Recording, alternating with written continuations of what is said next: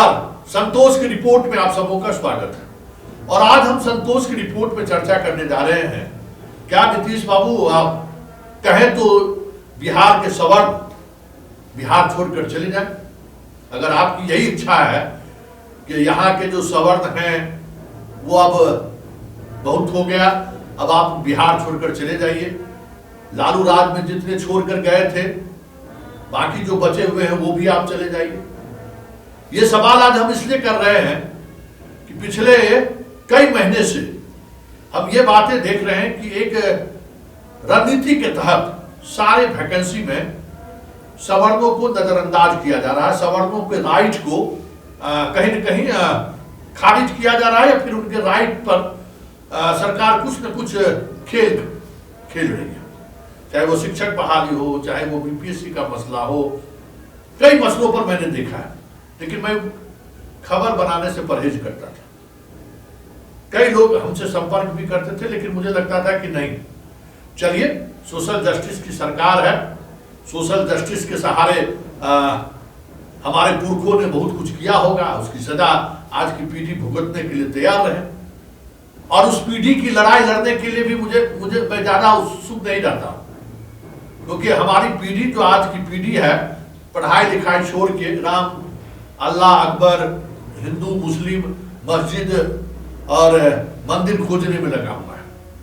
आप गौर करिएगा कि कोई दूसरा नहीं मिलेगा आपको, पांडे जी, शर्मा जी, वर्मा जी, सिंह जी के अलावा कोई आपको जो है ना मस्जिद में मंदिर खोलते हुए नहीं मिलेगा। इसलिए इनकी लड़ाई में मेरी दिलचस्पी नहीं रहती है। लेकिन पिछले 48 घंटे से जो कुछ भी पटना में घटित हुआ है, मुझे लगा कि भाई हम लड़ाई तो जस्टिस की लड़ते हैं, अपने कलम के माध्यम से, अपने पत्रकारिता के हुनर के माध्यम से, तो ठीक है। सवर्णों के साथ भी तो ज्यादती हो रही है। जब दलित और पिछड़ों के साथ ज्यादती होती है तो हम बहुत ही मुखर होकर सवाल खड़े करते हैं। जब सोशल जस्टिस की बात होती है तो बड़ी ही मुखरता के साथ हम सवाल करते हैं। तो क्या सवर्णों के साथ अगर ज्यादती हो रही है तो सवाल उठाना चाहिए कि नहीं उठाना चाहिए? हाँ, नेताओं को वोट की चिंता है कि भाई हम सवर्ण के वाजिब मांग के साथ भी अगर हम खड़े हुए दिख गए तो हमें लोग जातिवादी कह देंगे, सामंती कह देंगे और हमारा कहीं वोट न चला जाए। लेकिन हम पत्रकार हैं, हमारा क्या जाना है भाई? हम तो सोशल जस्टिस के लिए दलितों के लिए भी लड़ते हैं, पिछड़ों के लिए भी लड़ते हैं, अभी तक सवर्ण के लिए नहीं लड़े थे। लेकिन आज मुझे लगा कि नीतीश से ये सवाल करना बनता है। क्या नीतीश जी आप चाहते हैं कि बिहार छोड़कर चला जाए यहाँ के सवर्ण? जरा इस वीडियो जो दिख रहा है, हमारे पीछे जो वीडियो चल रहा है, जरा उसको गौर से देखिए। ये सभी के सभी क्रीमी लेयर वाले हैं स्टूडेंट और ईडब्ल्यूएस वाले हैं। सिपाही बहाली में बताइए, ईडब्ल्यूएस में कहते हैं कि भाई सवर्ण क्या है नहीं है, क्या क्या बात होती है। सिपाही बनना चाहता है, सिपाही बनने के लिए पिछले 10 दिनों से पटना में हर नेताओं के दरवाजे पर भीख मांग रहा है। दर बदर रामकृपाल यादव से लेके किस किस नेताओं के यहाँ ये नहीं गया है, भाई हमें न्याय दीजिए। और कल इन लोगों का प्रदर्शन था, देख लीजिए, मोबाइल के लाइट के सहारे ये लोग प्रदर्शन में थे, पुलिस ने इन लोगों की पिटाई की। और आज भी प्रदर्शन पर डटे हुए थे। सिपाही बहाली का आयोग डटा हुआ है कि हम इसमें कोई बदलाव नहीं करेंगे। मसला क्या है ये जान लीजिए। और ये मसला इसलिए हम बता रहे हैं कि बिहार के जो सवर्ण के गार्जियन हैं, हम समझ सकते हैं कि उनकी क्या मजबूरी है। क्योंकि जो पढ़े लिखे तबके हैं या तो बिहार से बाहर चले गए हैं, या फिर जो बिहार में हैं वो अब बिहार सरकार की नौकरी में दिलचस्पी नहीं रखते। उनके बाल बच्चा इंजीनियर, डॉक्टर सब बिहार से बाहर बन रहा है, इसलिए उनको सीधे हिट नहीं कर रहा है। डायरेक्ट हिट जिसको कहते हैं ना, डायरेक्ट हिट नहीं हो रहा कि किस तरीके से उनके हक को नीतीश कुमार मार रहे हैं। आज हम सीधा चार्ज नीतीश कुमार पर करते हैं कि आप लालू का भय दिखाकर जिस तरीके से सवर्णों का नुकसान आपने पहुंचाया है नौकरी में, हमको लगता है कि 10 को उसकी भरपाई नहीं हो सकती। जो काम कभी ऐसा तो नहीं हुआ होगा जो हम आज चर्चा करने जा रहे हैं। ये सारे देख लीजिए, जो लोग जुर्म जिसने भी किया हो उस दौर में भी प्रतिकार हुआ होगा, मेरे जैसे पत्रकारों ने प्रतिकार किया होगा, आज मैं पत्रकार के माध्यम से हम प्रतिकार कर रहे हैं। ये ईडब्ल्यूएस में पैदा लिया है, इसने गुनाह कर दिया क्या?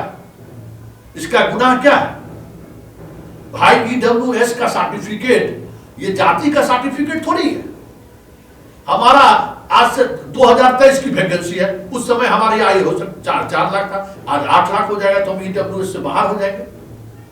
और आपके परीक्षा में कोई कॉलम भी नहीं था, जैसे अन्य परीक्षाओं में चाहे जो परीक्षाएं हैं उसमें ईडब्ल्यूएस का नंबर भराया जाता है, फॉर्म भरने के समय ही क्रीमी लेयर वाले का नंबर दिखाया जाता है, जो SC ST और बाकी जो रिजर्वेशन कैटेगरी के लोग हैं उनका नंबर दिखाया जाता है क्या? और बाकी कैटेगरी में नंबर लिखा हुआ है क्या? आपने तो लिया नहीं। और जब रिजल्ट निकल गया, जब ये सारे बच्चे क्वालिफाई कर गए हैं, रिटन क्वालिफाई कर गए हैं, अब दौड़ने की बारी आई है, तो लगता है जैसे साजिशन इन लोगों को आप बाहर कर रहे हैं। लग तो कुछ ऐसा ही रहा है कि साजिशन, अरे बात बात पर लाठी चला देना है। अरे ये बिहार का ही बच्चा है, ये अलग बात है कि इसके वोट का कीमत नहीं है। इसका ये थोड़ी मतलब है कि आप उसको जबरदोज कर दीजिएगा, उस पर लाठियां बरसा दीजिएगा। क्या मतलब है इसका नीतीश बाबू? सवाल है आपसे, क्या इन सवर्णों को बिहार में रहने का हक नहीं है? क्या इन सवर्ण के बच्चों को बिहार में नौकरी करने का हक नहीं है? इसको लीगली कानून संविधान ने इनको दिया है ये अधिकार। उस अधिकार से वंचित करने की साजिश करने की जरूरत क्या है? ये तो साजिश है ना। मूल अधिकार जो मूल राइट है उसको आप साजिश के तहत क्यों उसको खत्म करना चाहते हैं? वोट लेना है ना, वोट इन्हीं सवर्णों के सहारे आप राजनीति कर रहे हैं। और ये राजनीति में आप जो एक आभा मंडल बनाया है आपने, सवाल उठेगा तो दूर तलक जाएगा। लेकिन हमें उस सवाल में राजनीति नहीं ढूंढना है।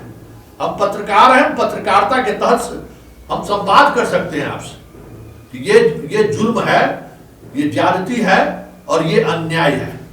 और ये अन्याय, ज्यादती, जुल्म अगर किसी के साथ हो, चाहे वो सवर्ण हो, दलित हो, पिछड़ा हो, इस संविधान ने सबको अधिकार दिया है अपने राइट के लिए बोलना।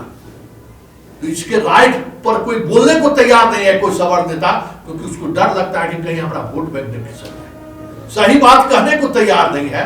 तो नीतीश बाबू कह दीजिए आप कि बिहार के जो सवर्ण हैं बिहार छोड़कर चले जाएंगे। और ये खबर बिहार के तमाम सवर्ण नेताओं के लिए भी है। जब बेलागंज में गए थे वोट मांगने के लिए, चीख कर कह रहे थे कि क्या नाम है, विरासत को खत्म करना है। तो सुरेंद्र यादव के विरासत को खत्म करने में तो आप नीतीश के साथ खड़े रहे, लेकिन आपके विरासत को नीतीश इस तरीके से खत्म कर रहा है, तो फिर सवर्ण नेता चुप क्यों साधे हुए?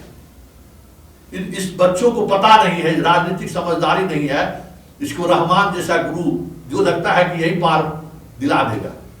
खान पहुंचा है, रहमान पहुंचा है कि ये बच्चों को समझ में नहीं आता कि कोचिंग संचालक ही हमें न्याय दिला देगा, क्योंकि ये नीतीश कुमार के यहाँ जाते हैं, नीतीश कुमार के साथ ये तस्वीर जारी करते हैं।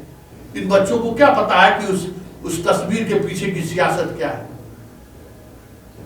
तो ये लड़ाई हमें लगता है कि लड़नी चाहिए। और ये लड़ाई अगर पिछड़े वर्ग के नेताओं की तरफ से अगर ये लड़ाई अगर आगे बढ़ाई जाए, तो हमें लगता है कि एक सोशल जस्टिस का जो वर्षों का जो बिहार में एक अलग तरीके की नैरेटिव सेट हुआ है, वो नैरेटिव आगे बढ़ेगा। क्योंकि आप साजिशन नौकरी में जाने से रोक रहे हैं। और नीतीश बाबू आपका मंशा क्या है मुझे नहीं मालूम है। इस खेल के पीछे कौन खड़ा है मुझे नहीं मालूम है। लेकिन ये सवाल बनता है क्योंकि बच्चों का हकमारी हो रहा है। और हकमारी जो है, चाहे किसी का भी हो, टाइम्स ऑफ स्वराज आवाज उठाता है। और आज हम आवाज उठा रहे हैं और हम आपसे उम्मीद करते हैं कि बच्चों के साथ न्याय होगा। इसने कोई गलती नहीं किया है, कोई गुनाह नहीं किया है, न ये मिस्टेक भी नहीं किया है। आप रिजल्ट निकालने के बाद आप इन बच्चों को कहते हैं कि 2023 का हमको ईडब्ल्यूएस का सर्टिफिकेट चाहिए। गजब! मतलब कलम के सौदागर को आप आईना दिखा रहे हैं। वक्त वक्त की बात है नीतीश बाबू। अगर हिंदू मुसलमान में ये समाज नहीं उलझा रहता ना, तो आज भी अपने तरीके से ये जवाब देने में सक्षम है। लेकिन इस पूरा समाज हिंदू मुसलमान में लगा हुआ है, तो जो समाज इसका प्रतिनिधित्व करता है वो भी शक्ति में है कि हम किसकी लड़ाई लड़े। नहीं तो लड़ाई तो इतना शानदार होता ना कि लोग वो युग याद रखते, क्योंकि ये हकमारी करने का अधिकार आपको नहीं है। संविधान ने जो हमें अधिकार दिया है, उस अधिकार से वंचित करने का अधिकार आपको नहीं है। और जिसने इस तरीके का एक्ट किया है, लोगों ने याद रखा है। लोग आज भी कहते हैं ना कि आपके बाप दादाओं ने जो है सो बहुत शोषण किया है। मुझे नहीं मालूम है कि कितना शोषण किया है, मैंने नहीं देखा है।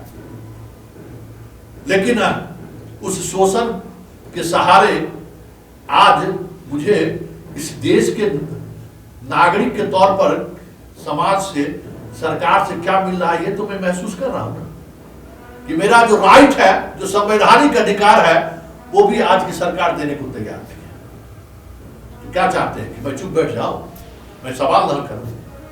इस बिहार के सवर्ण नेताओं से भी मेरा सवाल है और सवर्ण वोटरों से भी सवाल है। ठीक है, आपका चीजें बदल गई, आपका वो आधार अब नहीं रहा, सरकारी नौकरी के प्रति आपका आकर्षण कम हो गया है। लेकिन इसका ये मतलब नहीं है कि जो बच्चे, जो लड़कियां आज रो रही हैं, उसके साथ आप खड़े नहीं हो। तमाम नेता, चाहे किसी भी कैटेगरी के क्यों नहीं हो, हम इस बच्चों की लड़ाई में आप उनके साथ खड़े होइए। और ये जस्टिस की लड़ाई है, ये जस्टिस की लड़ाई है। सिर्फ ठाकुर का कुआं कहने से कब तक इस लड़ाई को कमजोर करिएगा?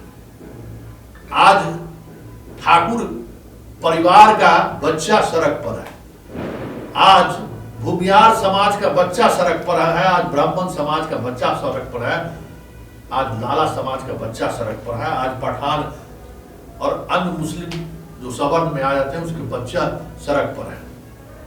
आपने तो जातीय जनगणना करके बहुत सारा रास्ता खोल दिया है।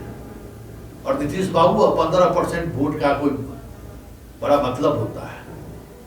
इस तरीके से अधिकार से वंचित मत करिए। हम उम्मीद करते हैं इस खबर के बाद आपके आसपास रहने वाले लोग जो हैं संज्ञान लेंगे और इन बच्चों को न्याय मिलेगा।